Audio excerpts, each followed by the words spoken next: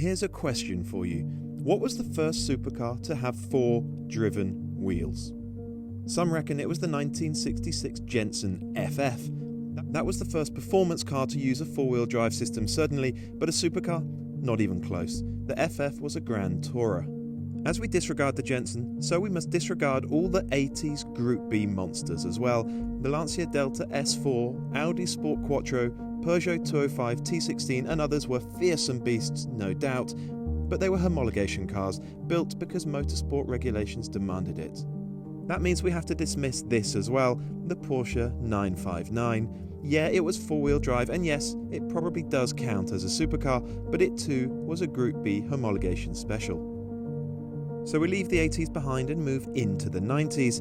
That's where we find the first 4-wheel drive supercar of them all, the brutal Bugatti Eb-110. It arrived in 1991 with a 560 horsepower quad-turbo V12. Given that tremendous power, a 4-wheel drive system was pretty much a must-have.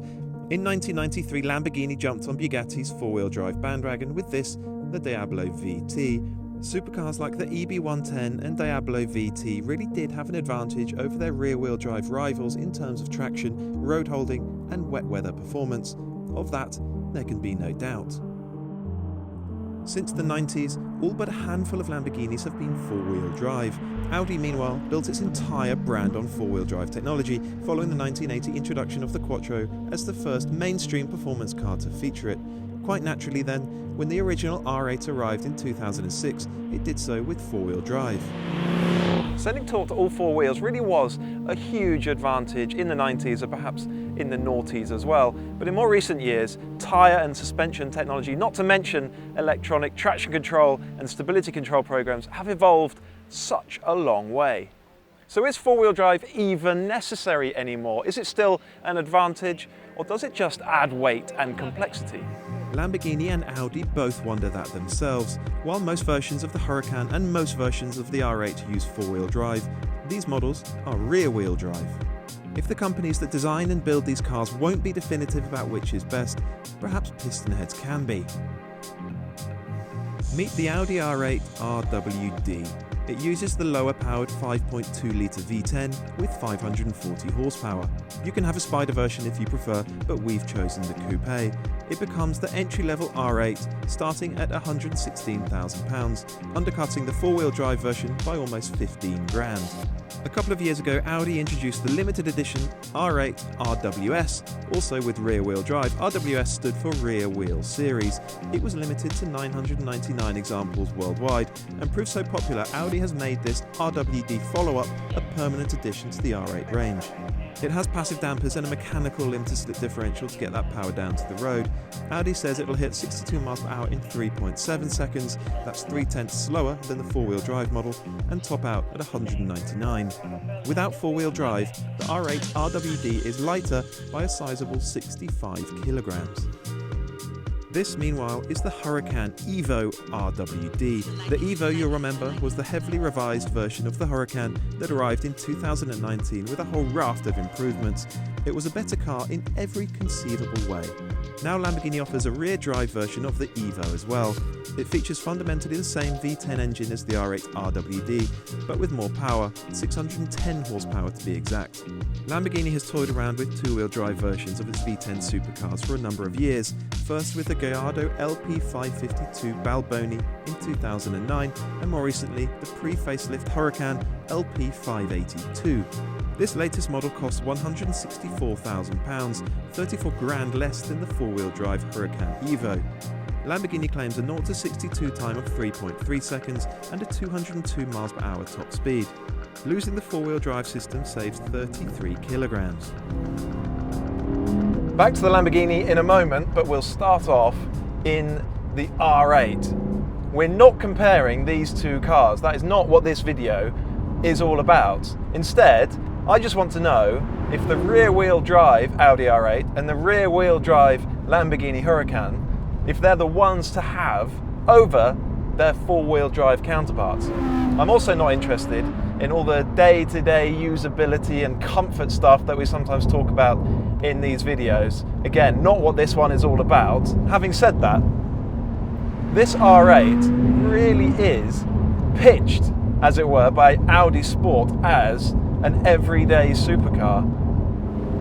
Using it around town, driving it on the motorway, it's so effortless and easy to use, which is fine, great, that makes it an effortless car to live with day by day. But it also means that unless you're kicking the crap out of it on a road like this, it just feels a bit normal.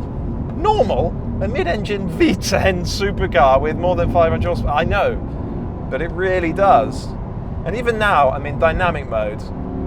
I've got the gearbox in manual.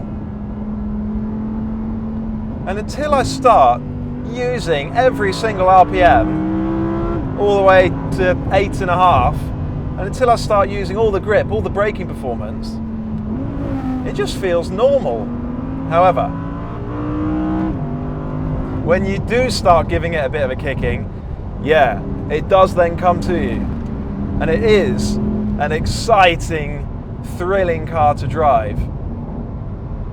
How does it compare to the four-wheel drive Audi R8? It's all about the steering for me and the balance. You're aware that it's a lighter car, there's less weight on the nose, the steering isn't remotely corrupted. There are no drive shafts trying to put a load of torque into the wheels while I'm trying to turn them with the steering wheel. All the front wheels have to do is guide the car. And so the steering feel is much more pure, much more natural. It's uncorrupted. And that's just really satisfying to guide the car through a series of bends. I really like it. Although, to tell the truth, it's an E-Pass system. It's variable in its assistance and its ratio, and it's not the most connected, not the most satisfying steering rack I've ever come across. But it steers better than a four-wheel drive R8, it really does. What about the handling? It does feel more agile. You're conscious that there's less weight on the front of the car. Do you suddenly find yourself drifting it out of corners? Not on a bone-dry day like today, not on these roads. It's got so much traction. Frankly, on a day like today, a four-wheel drive system wouldn't be doing anything for you at all. But do you know what? It really does feel like Audi Sport has held this car back. I want them to uncork it, unleash it, and let it be as exciting and as thrilling as it can be. It's a really lovely thing to drive. It's sweet. I do have more fun in this car than I do in the four-wheel drive R8, but even so, it feels like there's so much more to come from this. Even the engine, it's a wonderful engine. I adore it. Amazing response. The way it revs out beyond 8,000 RPM, it's gorgeous. But the soundtrack just isn't quite there. It feels like it's gagged. So, is the R8 RWD the one to have over the four-wheel drive car? You know what? Before I answer that, let's go for a blast in the Lamborghini. Woo! Wow! The first rear-wheel drive Huracan was a weirdly underwhelming machine. I thought Lamborghini played it safe with that car. They haven't with this one. This thing is spectacular. It's exciting to drive at all speeds. The sense of theatre, the sense of occasion is off the dial. And that engine, oh my God, woo! It's incredible. It's like a wild beast. It's as though it's in the cabin with you. The Huracan Evo, the four-wheel drive one, is a much better car than the previous version of the four-wheel drive Huracan. Still with me? Because it had lots of little tricks and gadgets. It had rear wheel steering, it had that torque vectoring to both axles given that four-wheel drive system. And of course, this rear wheel drive Evo doesn't have that stuff. It doesn't have rear wheel steering, it doesn't have that torque vectoring across the axles. This particular car does though have the optional adaptive dampers, so it doesn't have all of that hardware that made the four-wheel drive Evo so much better to drive. But even so, this is a much better car than the previous version of a two-wheel drive Huracan. The engine is one of the most exciting of any car on sale today. So how does this car compare to a four-wheel drive Huracan Evo? Again, there's a sense of lightness over the front end, a pleasing sense of lightness. The steering doesn't fight against your fingertips, while the front axle also tries to put torque down to the road. It's purer and cleaner.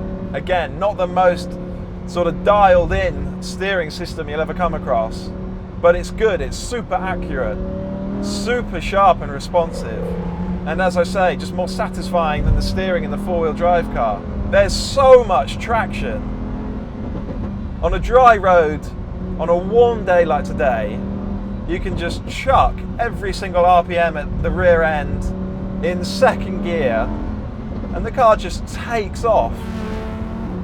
It doesn't even trouble the stability control system whatsoever. The car just fires off. Traction is incredible. And that's why, particularly on a day like today, you just don't need the four-wheel drive car.